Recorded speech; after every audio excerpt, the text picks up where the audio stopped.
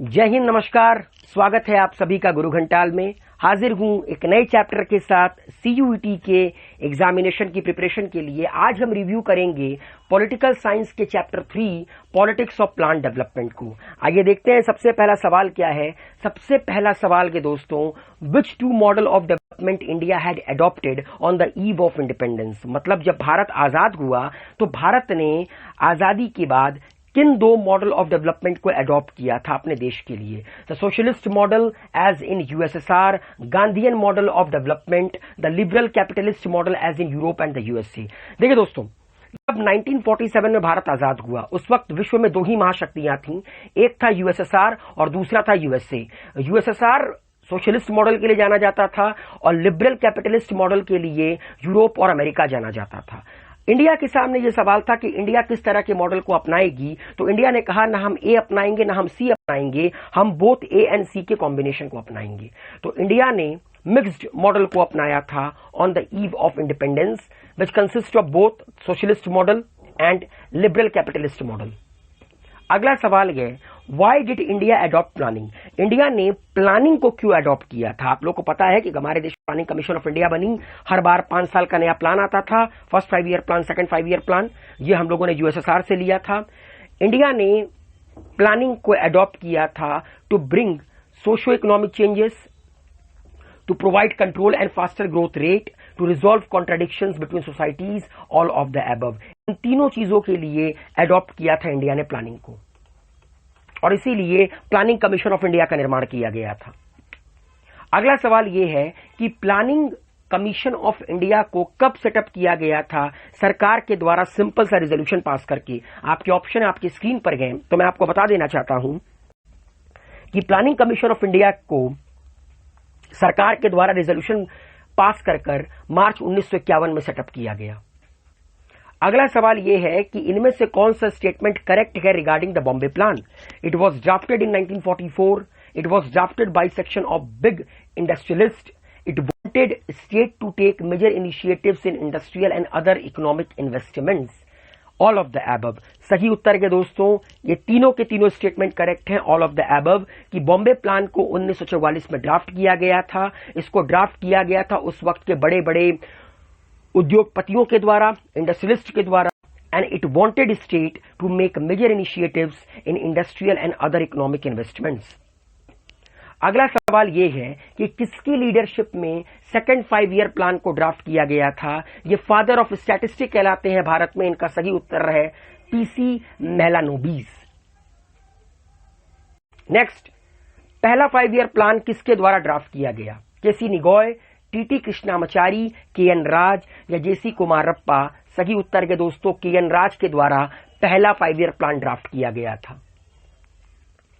अगला सवाल यह है कि इकोनॉमिक ऑफ परमानेंस नाम की किताब किसके द्वारा लिखी गई थी। जेसी कुमारप्पा, केएन राज, अमर्त्य सेन या पीसी महलनोबिस। सही उत्तर के दोस्तों, जेसी कुमारप्पा के द्वारा इकोनॉमी ऑफ परमानेंस नाम की एक किताब लिखी गई थी, जिसका जिक्र आपकी एनसीईआरटी की किताब में है। सेकंड 5 ईयर प्लान का मेन फोकस क्या था, क्योंकि याद रखिएगा पहला 5 ईयर प्लान 51 से लेकर 56 के बीच में जब आया था तो पहले 5 ईयर प्लान का फोकस था एग्रीकल्चर। ठीक उसी तरह सेकंड 5 ईयर प्लान का फोकस क्या था, इंडस्ट्रियलाइजेशन। नेक्स्ट, नीति आयोग का एक्स ऑफिसो चेयरपर्सन कौन होता है। ये सवाल बहुत ही इंपॉर्टेंट है एग्जामिनेशन पॉइंट ऑफ व्यू से, तो मैं आप लोग को बता देना चाहता हूं कि नीति आयोग का एक्स ऑफिसो चेयरपर्सन होता है देश का प्रधानमंत्री, जो कि इस वक्त हैं श्री नरेंद्र मोदी। नेक्स्ट, नीति आयोग का निर्माण कब हुआ था। नीति आयोग का निर्माण दोस्तों 1 जनवरी 2015 को हुआ। 31 दिसंबर 2014 तक प्लानिंग कमीशन ऑफ इंडिया थी। 1 जनवरी 2015 को प्लानिंग कमीशन ऑफ इंडिया को बदलकर नीति आयोग कर दिया गया। पहला वाइस चेयरपर्सन कौन था नीति आयोग का। आपके ऑप्शन गए नरेंद्र मोदी, उर्जित पटेल, जाकिर हुसैन या अरविंद पनगरिया। सही उत्तर है अरविंद पनगरिया पहले वाइस चेयरपर्सन थे नीति आयोग के। अगला सवाल यह है कि पीसी महलनोबिस ये कौन से 5 ईयर प्लान के आर्किटेक्चर कहलाते हैं, या आर्किटेक्ट कहलाते हैं, सॉरी आर्किटेक्चर मैंने बोल दिया, आर्किटेक्ट कहलाते हैं। अभी हम लोगों ने पढ़ा कि आजाद भारत का जो सेकंड 5 ईयर प्लान था, ठीक है, उसके आर्किटेक्ट कहलाते हैं फादर ऑफ स्टैटिस्टिक्स, जिनका नाम है PC Mahalanobis. Planning commission of India को क्यों एबोलिश किया गया, मतलब क्यों प्लानिंग कमीशन ऑफ इंडिया का नाम बदलकर नीति आयोग किया गया? It had become very old, it was becoming ineffective and irrelevant to faces the challenges of development, क्योंकि वो बहुत ही इनइफेक्टिव और इररेलीवेंट हो गया था और वो नहीं फेस कर पा रहा था चैलेंजेस ऑफ डेवलपमेंट को, इसीलिए प्लानिंग कमीशन को नीति आयोग में कन्वर्ट कर दिया गया। नेशनल डेवलपमेंट काउंसिल के रिगार्डिंग कौन सा स्टेटमेंट करेक्ट है? It was abolish along with the planning commission of India. It worked as an apex body for decision making and development matters. The chairman of the NDC was the president of India. ये incorrect है। याद रखिएगा कि chairman of NDC कौन होता है? देश का प्रधानमंत्री। जिस तरह प्लानिंग कमीशन का चेयरमैन देश का प्रधानमंत्री होता है, उसी तरह एनडीसी का भी जो चेयरमैन होता है वो देश का प्रधानमंत्री होता है। अगला सवाल है, एनडीसी की स्थापना कब की गई थी? 6 अगस्त 1950 को, 6 अगस्त 1951 को, 6 अगस्त 1952 को या 6 अगस्त 1953 को? सही उत्तर के दोस्तों 6 अगस्त 1952 को एनडीसी का निर्माण किया गया था, नेशनल डेवलपमेंट काउंसिल का निर्माण किया गया था। ठीक है, इनमें से वो कौन सी कमीशन थी जिसका निर्माण किया गया था ताकि हिंदुस्तान में एक प्लान डेवलपमेंट को जस्ट आफ्टर इंडिपेंडेंस? सही उत्तर के दोस्तों प्लानिंग कमीशन, जो कि एक रेजोल्यूशन के थ्रू सरकार के द्वारा बनाया गया था, इसीलिए बनाया गया था ताकि हिंदुस्तान में सही तरीके से प्लान डेवलपमेंट हो सके। नेक्स्ट, इनमें से कौन सा स्टेटमेंट नीति आयोग के रिगार्डिंग करेक्ट है? ये 1 जनवरी 2015 को बनाया गया, ये बिल्कुल करेक्ट है। It is a policy making think tank of the government, ये भी करेक्ट है। And it provides strategics and technical advice to the central and the state government. तो सही उत्तर के दोस्तों all of the above. NITI Aayog के रिगार्डिंग ये तीनों का तीनों स्टेटमेंट बिल्कुल करेक्ट है। अगला सवाल ये है कि इनमें से वो कौन है जो नीति आयोग के वाइस चेयरपर्सन को अपॉइंट करता है?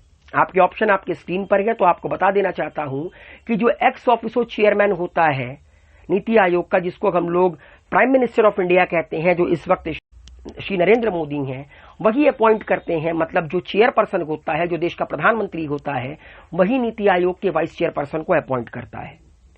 अगला सवाल यह है दोस्तों, इनमें से कौन सा स्टेटमेंट नीति आयोग के रिगार्डिंग ट्रू है? NITI Aayog act as a think tank of the union government of India, पहला ऑप्शन करेक्ट है। NITI Aayog act against terrorism, ये इनकरेक्ट है। तो ना ही ऑप्शन नंबर ए नहीं हो सकता, बिकॉज ऑप्शन नंबर 2 इनकरेक्ट है। NITI Aayog act in spirit of cooperative federalism, ये भी करेक्ट है। ठीक है दोस्तों, तो देखिए पहला अगर करेक्ट है ना, ऑप्शन पहला करेक्ट है, दूसरा इनकरेक्ट है, तो ये दोनों तो हो नहीं सकता। NITI Aayog design strategy and long term policy and programme framework, सही उत्तर के दोस्तों पहला, तीसरा और चौथा।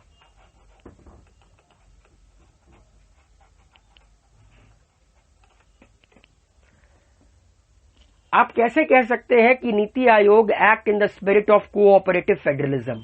आपके ऑप्शन आपके स्क्रीन पर है। As it ensures equal participation of all states in the country, as it promotes the capability and decision of the state, as the state work by maintaining their transparency level, all none of the above. दोस्तों planning commission और नीति आयोग में एक ही अंतर है कि नीति आयोग में जितने भी स्टेट्स हैं भारत के, सबको इक्वली पार्टिसिपेट करने का मौका मिलता है नीति आयोग के डिसीजन मेकिंग में। प्लानिंग कमीशन में ऐसा नहीं होता था, इसीलिए आप कह सकते हैं कि नीति आयोग वर्क करती है in the spirit of cooperative federalism.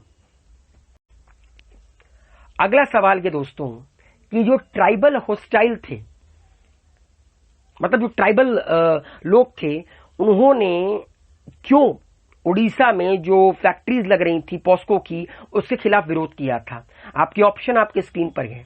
The feared loss of their employment as well as their lodging, they were illiterate, they never killed liked intrusion of the outsider, all of the above. तो सही उत्तर के दोस्तों option number A.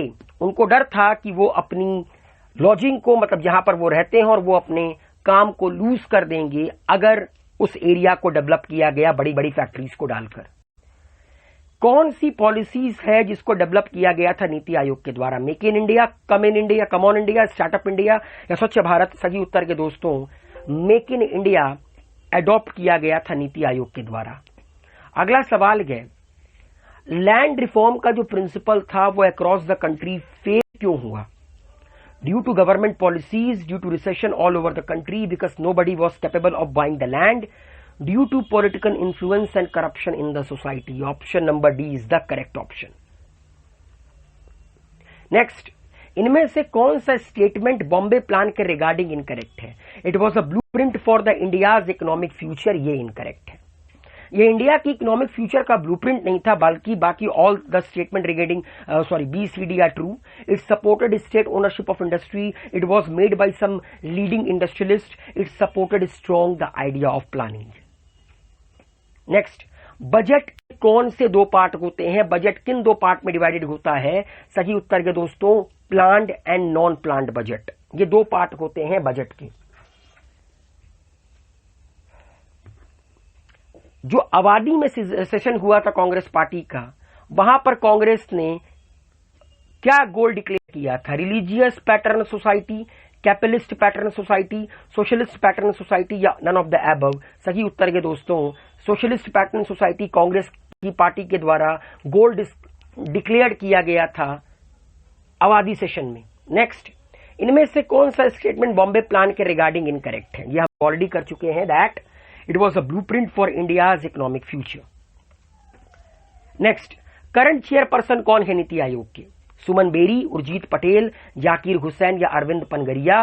और यह बहुत ही important सवाल है, क्योंकि रिसेंटली सुमन बेरी को नीति आयोग का वाइस चेयरपर्सन बनाया गया है। क्योंकि जैसा कि मैंने आप लोगों को लास्ट वीडियो में बताया है कि जो सुमन बेरी के पहले वाइस चेयरपर्सन थे, अब वो 25वें और नए चीफ इलेक्शन कमिश्नर नियुक्त किए गए हैं, राजीव कुमार। अगला सवाल यह है कि करंट सीईओ नीति आयोग का कौन है? सुमन बेरी, उर्जित पटेल, मिस्टर अमिताभ कांत या अरविंद पनगरिया? सही उत्तर है mister Amitabh Kant current CEO है नीति आयोग के। आखिरी सवाल कि नीति आयोग का फुल फॉर्म क्या है? इसको बिल्कुल गलत मत कीजिएगा, बहुत सारे लोग इसको गलत कर आ जाएंगे अगर वो ध्यान नहीं देंगे। National Institution for Transforming India है, ना कि National Institution of Transforming India, ना कि National Institute for Transforming India, ना ही National Institution to Transform India. National Institution for Transforming India NITI Aayog का फुल फॉर्म है, याद रखिएगा, गलती नहीं होनी चाहिए। तो उम्मीद है दोस्तों ये वीडियो भी आप लोगों को पसंद आया होगा, मेरे द्वारा दिया गया सवाल आप लोगों के समझ में आया होगा। मुलाकात होगी अगले चैप्टर में, तब तक के लिए हेल्दी रहिए, सेफ रहिए और मस्त रहिए।